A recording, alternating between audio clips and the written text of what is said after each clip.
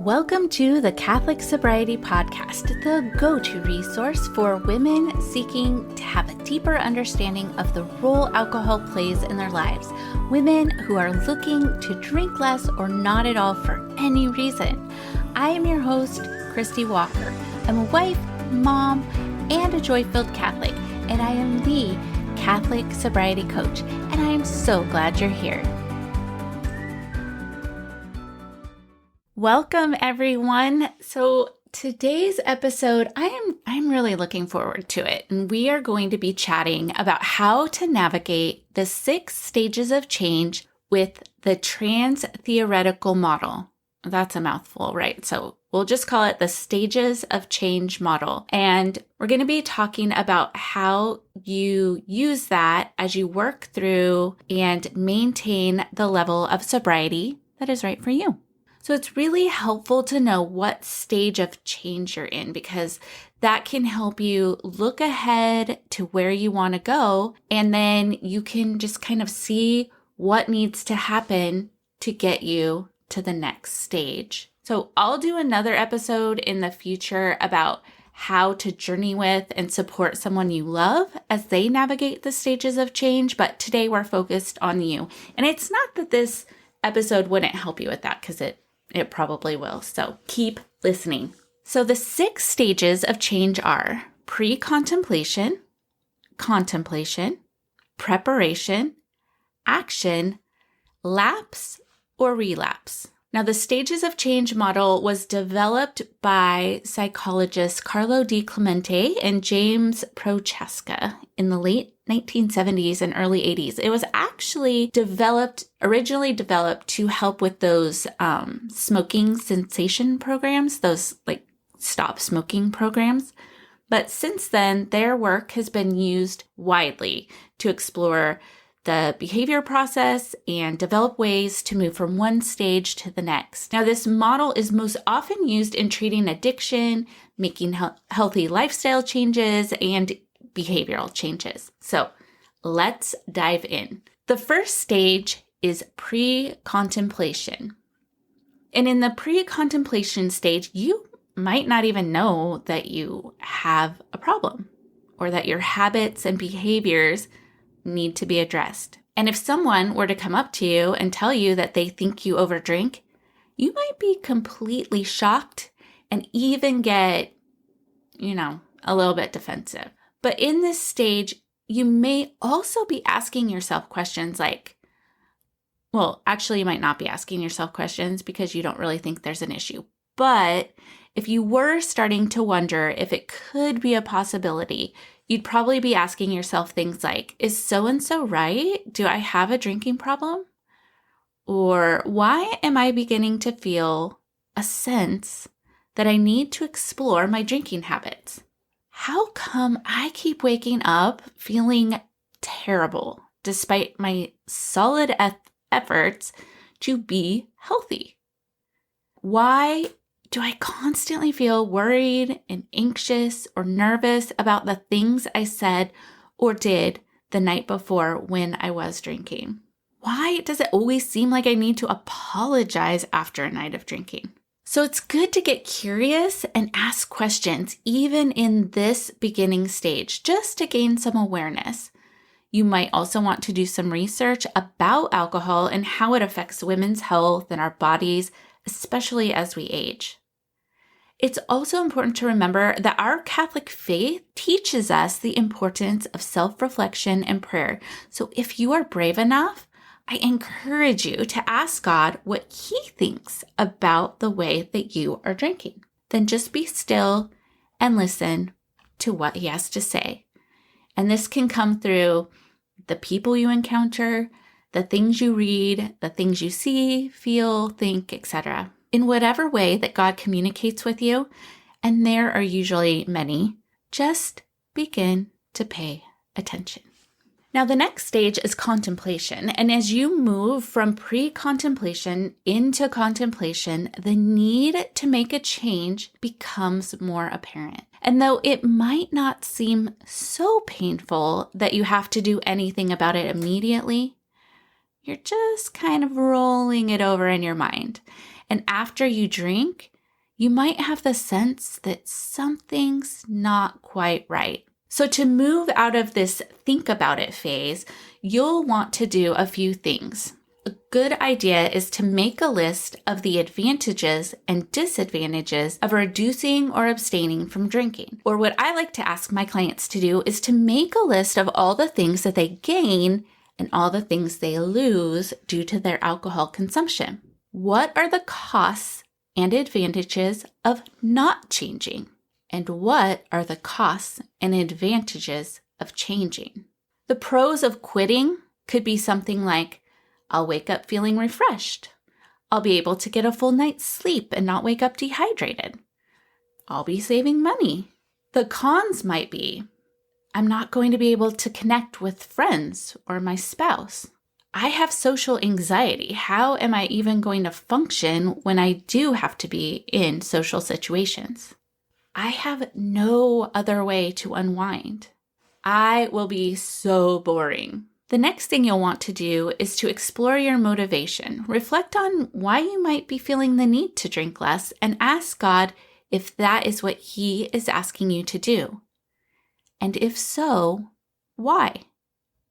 It's okay to ask God why, by the way, and He will answer. The next thing I would offer is to just keep asking questions and evaluate what is going on when you drink and what thoughts you have the morning after. And also evaluate your environment and notice what may be causing you to want to drink and how it seems to not only be affecting you, but also those around you. Now, most of the women who find me and are in the contemplation stage find me because they're researching. And I love research. So I know how researching can feel a lot like action, and that can actually keep us stuck in the contemplation stage for a long time. So just beware of this trap and work toward having the willingness to change, because without that, you can't move to the preparation stage. Now, as we contemplate the need for change, I always advise turning to the sacraments, particularly the sacrament of reconciliation. This powerful sacrament offers us the opportunity to unburden ourselves, to seek forgiveness, and receive the graces needed to move forward by surrendering our struggles to God. And in this way, we open ourselves up to His transformative power. I'd also like to say that if you are a woman who has fallen away from the Catholic Church or doesn't feel worthy to come back home, I get you. But I encourage you to find a priest that you like and trust and go to reconciliation before anything else, or seek out a spiritual director. And if you need help navigating this return, I do coach women who desire to come back to the fullness of faith, but are facing obstacles to that. Anyway, I just wanted to put that out there because I meet people all the time who identify themselves to me as a lapsed Catholic or a fallen away Catholic, but have this desire to want to come back to the fullness of faith. And I want to let you know that if you want to do that, you absolutely can. And I promise you, if I can do it, you can too. All right, ladies, once you have made the decision to make that positive change in your drinking habits or abstain altogether, it's time to get to work and move to stage 3, which is preparation. To move through this stage, you'll want to do a few things that will set you up for success. First of all, set clear goals. You're going to want to establish clear, realistic, and measurable goals related to your drinking habits. You can do this on your own, or you can do this with a coach. You should also create an action plan. Now you're going to take those goals and break them down into smaller, manageable steps and prepare a timeline for when you're ready to take action. Put it on your calendar and put little cute stars on all the days that you're able to maintain your goals or achieve your goals for that day. And then grab a buddy. Start building your support system by enlisting the help of your spouse, a friend, friends, family, a coach, or anyone else who will help hold you accountable and cheer you on. The preparation stage is usually the stage when women contact me to discover if coaching is right for them. The issue at this point has become too painful or chaotic to let it go on any longer. Discovery calls are transformative, whether you decide to work with me or not, because I will let you know what your next steps can be, whether you do one-on-one coaching with me or you do it on your own. But please know that you are not really alone, because I'm going to be here pumping out podcasts and creating loads of content to help you along the way. But during the preparation stage, I help my clients develop a plan and focus on counter-conditioning away from the problematic behaviors. So in other words, we work to disrupt that habit loop that keeps a lot of us stuck. This is also a good time to start thinking about finding healthy substitutes for those old habits so that you can keep your mind and body occupied. Preparation is crucial for success, and that's why I'm mentioning it again. Surround yourself with a support community, one that understands and respects your commitment to sobriety.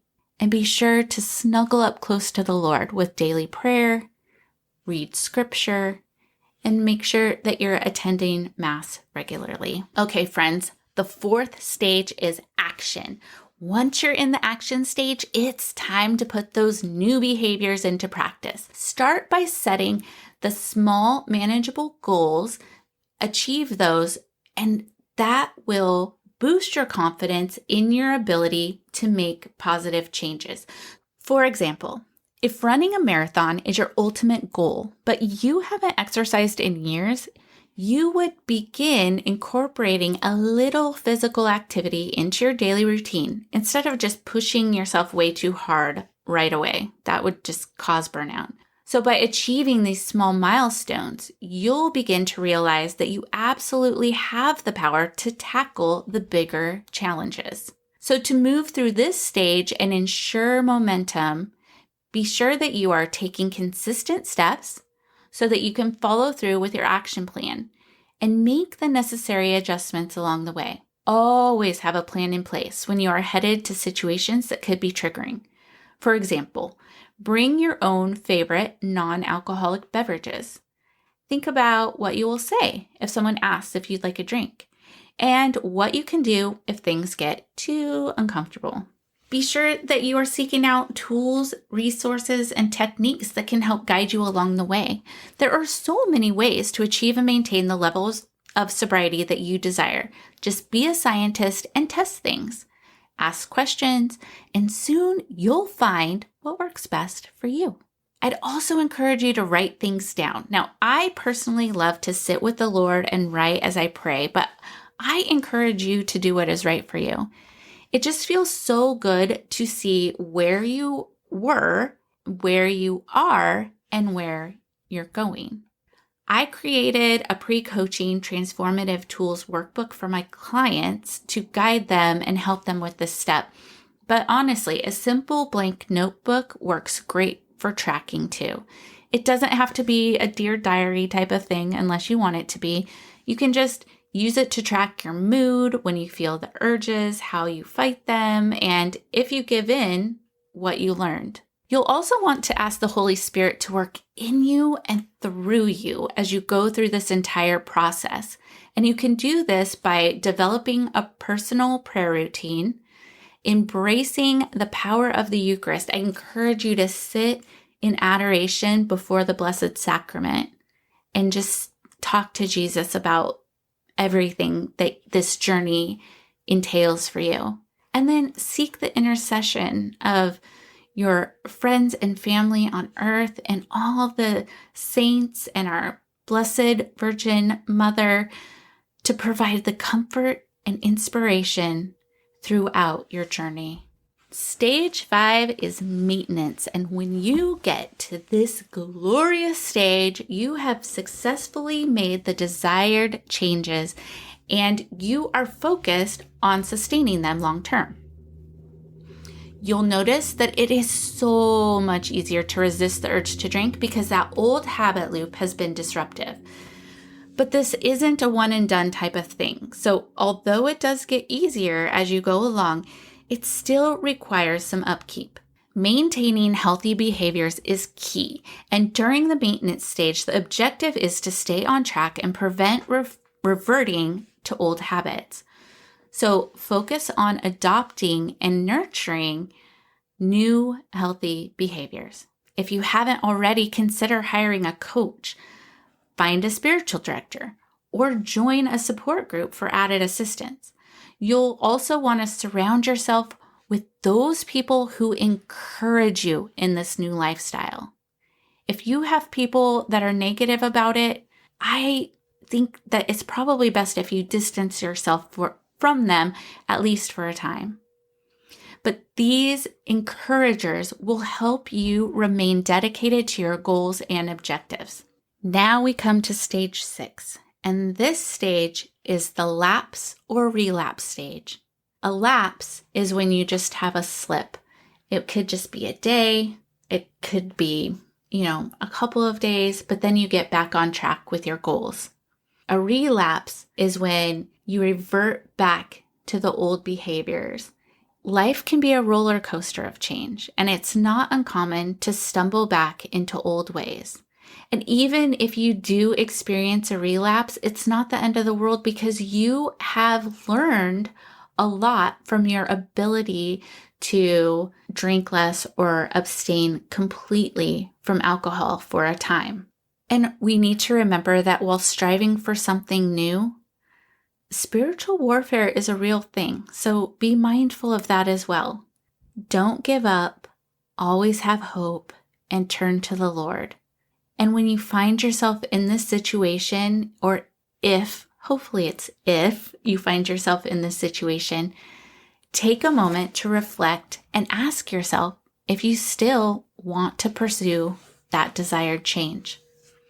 If the answer is a resounding yes, then don't worry. You can always go back and start afresh on your journey toward embracing healthier habits.